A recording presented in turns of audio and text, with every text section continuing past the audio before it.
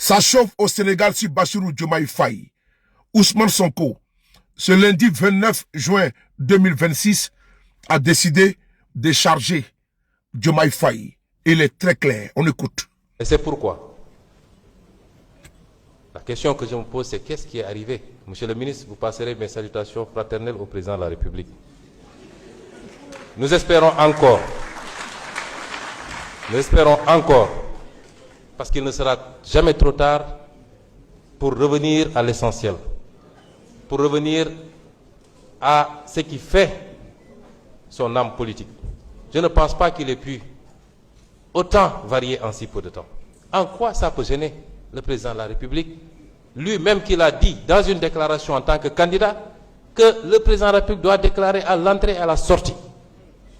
Il l'a dit, les vidéos sont là. Qu'est-ce qui a changé entre-temps? Lui-même a dit, dans les vidéos qui sont là, lorsqu'on était opposants, et nous tous nous le disions, que le président de la République ne peut pas être président de parti, parce que quand on l'attaque en tant que président de parti, on invoque son statut de président de la République. Qu'est-ce qui a pu changer? Qu'est-ce qui est arrivé à notre petit frère et président de la République, Bassirou Diomaye Diakhar Faye? Qu'est-ce qui lui est arrivé? En quoi cela peut gêner? Nous, on déclare à l'entrée et à la sortie. Moi, j'ai déclaré en tant que Premier ministre.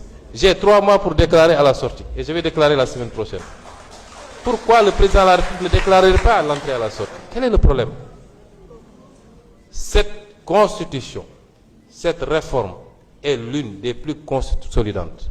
L'une qui nous permet de faire des pas de géant dans le perfectionnement de la démocratie sénégalaise, dans la transparence dans la gestion publique.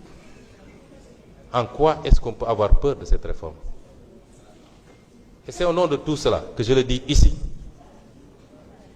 Dès aujourd'hui, je saisirai le président de la République pour lui transmettre la proposition adoptée. Mais je ne vais pas lui invoquer l'article 103. Je demanderai au président de la République de promulguer cette loi, de la promulguer simplement et purement. Parce que le Conseil constitutionnel, dont les décisions s'imposent à tous les pouvoirs publics, administratifs, politiques ou quelle que soit l'appellation, a constamment décidé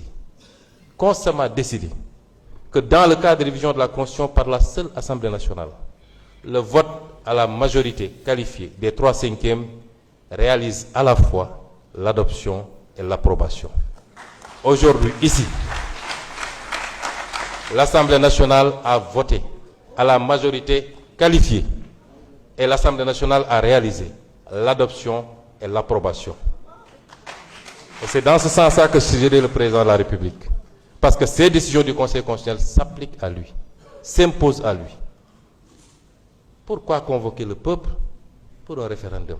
On dit que le pays est dans une situation extraordinaire. Ce qui est vrai, et nous savons tous la cause. Nous avons des élections locales à venir. Convoquer des maires, des trucs pour essayer de trouver les moyens de reporter une élection locale. Pourquoi prendre un engagement pour aller vers un référendum? Pour demander quoi aux Sénégalais? Est-ce que je dois déclarer mon patrimoine à la sortie ou pas? Est-ce que je dois être président de parti ou pas? Le président de la République, quand il décidait de démissionner de son poste de secrétaire général de PASTEF, il n'a averti personne. Quand je l'ai appris par la presse, je l'ai appelé. J'ai dit, mais pourquoi vous avez démissionné? Il dit, non, je lui dis, vous n'êtes pas président de PASTEF.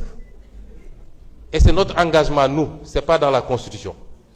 Donc vous n'êtes pas tenu de démissionner. Vous pouvez rester, quitte à vous doubler et mettre un secrétaire général adjoint. Il a dit, non, je vais être au-dessus de la mêlée, etc., etc. 2 ans plus tard, il ne veut plus être au-dessus de la mêlée. Quel est le problème? Quel est le problème? Et donc,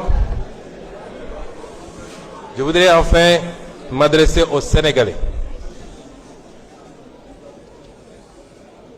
Il y a beaucoup de tempêtes dans des verres d'eau. On peut s'agiter, soudoyer une partie de la presse, annoncer ce qu'on veut, lundi de tous les dangers à l'Assemblée, ça va brûler, rien ne bougera dans ce pays, rien, absolument rien. Rien ne bougera. Parce que nous sommes gardiens et garants, nous nous portons garants en tant que formation politique majoritaire, ayant la popularité qu'il faut, ayant la jeunesse avec nous, nous nous portons garants pour la stabilité de ce pays. Rien ne bougera.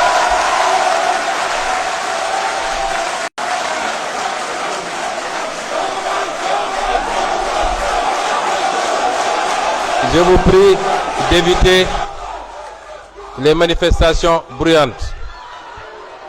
Je vous prie d'éviter les manifestations bruyantes. Rien ne bougera dans ce pays.